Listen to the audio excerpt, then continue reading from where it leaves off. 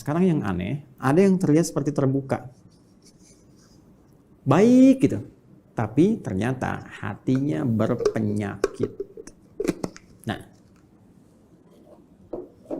penyakitnya ini berbeda dengan penyakit-penyakit yang kufur tadi, penyakit-penyakit yang fasik tadi. Yang ini lebih kronis sifatnya. Karena tidak nampak secara langsung dari perilaku. Kalau yang kufur nampak langsung dari perilaku. Ya, penyakitnya dari fahsya misalnya muncul apa? Pornografi, nonton gambar-gambar yang tak bagus, video-video yang buruk, yang itu pornografi itu akan membawa kepada tingkat yang lebih serius. Bahkan nanti ke LGBT ini riset. Dari riset ini nanti. Jadi kalau dari mohon maaf tuh pornografi itu candu yang sangat luar biasa. Itu pornografi itu lebih bahaya dari narkoba. Narkoba aja sudah bahaya. Ya, apalagi pornografi naik nanti itu pengantar kepada LGBT, itu yang paling bahaya. Ke atasnya lagi.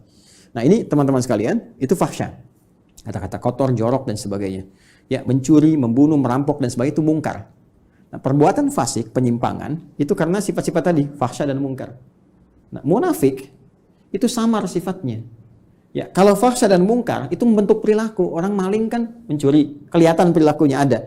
Tapi kalau munafik itu perilakunya kayak baik, sikapnya baik. Padahal kebaikan itu dibangun oleh sinyal-sinyal yang kotor dari nafsunya. Itu penyakitnya, penyakit yang sangat menarik. Berbeda dengan penyakit-penyakit biasa. Apa di dalamnya? Seperti riya misalnya, hasad misalnya, ya hiqd misalnya, dengki, dendam, riya, sum'ah dan sebagainya. Ini penyakit-penyakit seperti ini. Berbeda dengan penyakit yang ini. Nah, riya ingin kelihatan pamer, ya, ingin kelihatan dermawan. Dermawannya bagus tuh, dermawan bagus, ya bagus dermawannya. Cuma ingin kelihatan dermawan, jadi nggak bagus. Jujur bagus, ingin nampak seperti orang jujur, jadi nggak bagus. Sabar bagus, ya, tapi ingin kelihatan oleh orang seperti orang sabar, itu nggak bagus, ya kan? Ya, bersikap baik pada orang karena hartanya itu bagus, karena jabatannya bagus, hormat pada mereka. Tapi kehormatan yang diisi oleh perasaan iri hati itu nggak bagus. Hormat, ya maaf, ya di wajahnya ada senyuman, masya Allah Pak, Bapak itu luar biasa, bisa punya jabatan seperti sekarang. Cuma di hatinya, mudah-mudahan Bapak besok kehilangan jabatan. Itu hasad, keinginan meruntuhkan kenikmatan diperoleh oleh orang lain. Itu hiqd. Ini bahaya. Itu yang disebut dengan sifat-sifat ini melahirkan sifat nifak yang membentuk munafik. Tipikal golongan ketiga.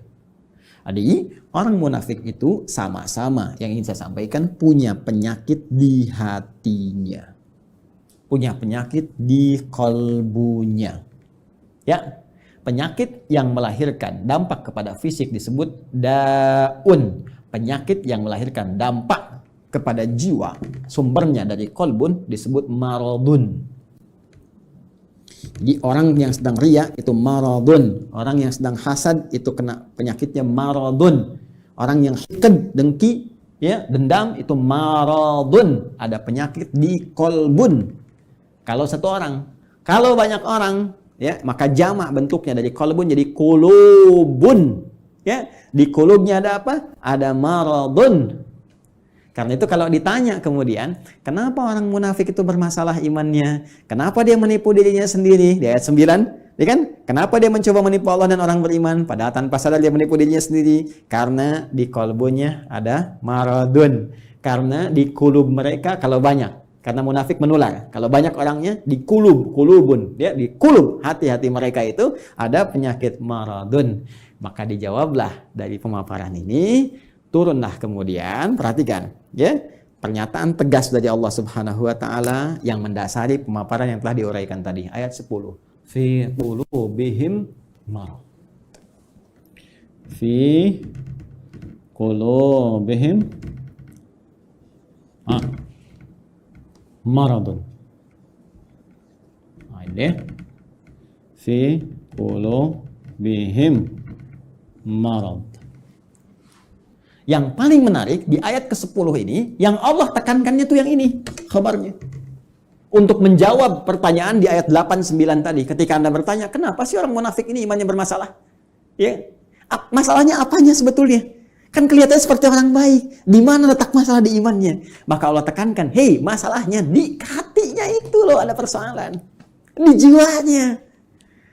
Ada masalah besar di hatinya yang nggak sama seperti orang normal. Ini orang nggak normal, kelihatan baik tapi hatinya berpenyakit. Kan? Ini yang ingin ditekankan. Di persoalan utama orang munafik itu ada pada jiwanya. Ini kembali ke sini tadi nih. Ini yang sedang dikuasai oleh setan dengan penguasaan yang sangat dahsyat. Sehingga nggak nampak seperti orang-orang fasik. Nggak kelihatan seperti orang kafir yang menutup diri, yang jelas perilakunya. Ya, jelas nih, arahnya jelas. Ini samar kelihatannya. Kenapa? Karena ada bahaya di sini nih. Dan bahayanya apa? Jenisnya. Anda bertanya lagi, apa ya Allah jahat? Jenisnya apa? Bahayanya apa? Penyakitnya bagaimana? Marad nih. Fi qulubihim marad. Nah, ini ada penyakit-penyakit samar yang nggak nampak secara langsung, nggak kelihatan. Ya, nggak kelihatan, tapi lewat perilaku itu bisa terdeteksi. Nanti yang bisa melihatnya adalah nilai-nilai keikhlasan. Benar nggak nih? Saya mau menyumbang Pak untuk renovasi masjid. Kelihatannya di sini ada renovasi. Oh iya Pak, Masya Allah, Alhamdulillah. Sampai sini masih bagus. Berapa Pak kebutuhannya? 5 miliar. Nggak usah. Biar Pak, nggak usah buka sumbangan. Biar saya aja yang nyumbang. Kan? Sampai sini masih bagus. Benar Pak? Iya nggak apa-apa. Ikhlas Pak karena Allah. Bismillah. Nih 5 miliar. Tapi mohon Pak ya, nanti pas Jumatan dikasih tahu bahwa saya mengatasi semuanya ini. Kalau perlu di akun Bapak sebarkan dari Sabang sampai Merauke. Nah, mulai muncul. Jelas ya? Nah, ini hal-hal demikian. Nanti kalau ini dikuasai terus, dipelihara terus, maka mulai nanti muncul tindakan-tindakan anarkis dalam kehidupan. Terbawa nanti. Mula-mula nggak enak fisik. Ini penyakit munafik ini berbahaya. Marad itu lebih berbahaya daripada da. Ya, pusing karena penyakit fisik.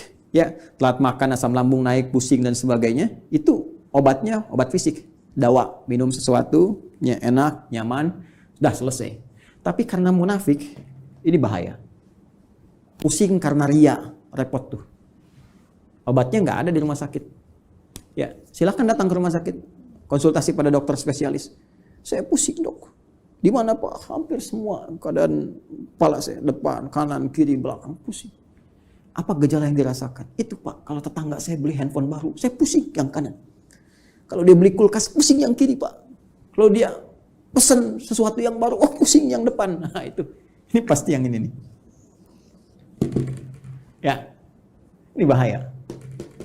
Fazadahumullahu marada, kalau dia nggak taubat, terus dipelihara, dikoleksi, apalagi dihiasi oleh setan dengan hiasan-hiasan fata morgana, ya, nanti dapat ini loh, dapat itu loh, ya, terus dikemas seperti Abdullah bin Ubay bin Salul, ingin dapat kedudukan di Madinah, terus dia pura-pura, ya, beriman, ya, supaya dapat simpati, terus pakai pakaian seperti orang beriman, supaya dapat perhatian-perhatian, dekat dengan Nabi, tapi di belakang merencanakan hal buruk, ya. Anti terhadap Nabi, ya, mau bahkan mengeksekusi Nabi, bikin tempat makar kepada Nabi dan sebagainya, Masjid Dirar itu kan, dan seterusnya, sampai wafat dalam keadaan yang mengenaskan. Itu hidupnya kolokan, ya kan? Hidupnya sangat mengecewakan, bikin susah, tapi matinya begitu kolokan. Dan itu kan sifat yang menular terus, tanpa batasan, waktu, dimensi dan sebagainya, terus naik dia. Makanya kalau ditemukan lagi kekinian misalnya, nah itu hati-hati. Ya, ini saya sampaikan sekali lagi untuk kehati-hatian ya. Bukan menghukumi satu dua pihak. Hati-hati cara membacanya jangan salah. Kalau salah baca berarti Anda pun sedang dikuasai oleh setan. Cepat ya. Dan saya berdoa mudah-mudahan Allah membersihkan hati kita. Awas hati-hati. Ya kalau ada kedudukan, ya, harta, benda dan lain sebagainya, kalau ada sinyal-sinyal seperti itu, maka setan sedang mulai masuk. Sekali lagi saya sering katakan ini musim-musim pilkada. Kalau nanti ada bisikan-bisikan nih, wilayah pemilihnya banyak Islamnya nih, kamu pakai kerudung aja untuk menampakkan aja kamu dekat dengan mereka. Kalau perempuan, kamu pakai peci deh. Kalau bisa pakai jubah, datang ke pesantren begini, kamu untuk nampakkan aja supaya kamu dapat pemilihnya. Ah, itu hati-hati setan tuh. Katakan pada jiwa Anda, kamu jangan main-main dengan setan. Bilang aja, kamu set, jangan main-main, kamu ingin men-set saya. Jangan main-main dengan setan, gitu kan? Kalau saya mau muslim, saya jadi muslim yang sesungguhnya. Saya pakai peci-peci beneran. Bahkan ini menjadi momentum saya untuk bertobat kepada Allah. Kalau saya dipilih, saya akan jadi pemimpin yang benar. Ya, saya akan dipilih pejabat yang benar. Jadi muslim yang benar. Nah itu.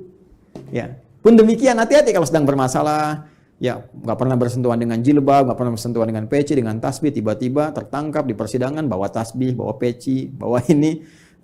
Kalau motivasinya bagus, jalan untuk bertobat baik. Tapi kalau dorongannya udah untuk menarik perhatian hakim, juri, supaya ada kasihan, unsur kesolehan, pakai aja ini. Itu pun dikuasai oleh ini kalau tidak ada perubahan yang berarti. Ya, ingat saya menyampaikan ya sebagai gambaran objektif karena dari dulu ada seperti ini. Kalau muncul lagi sekarang, berarti kita bisa hindari. Ingat ya, kita tidak menghukumi satu atau dua pihak, tapi pelajaran kita bersikap objektif untuk melihat dan mengoreksi diri. Kalau ingin berubah, alhamdulillah. Kalau tidak, itu pilihan, tidak pernah ada paksaan. Ya, ini cara membacanya.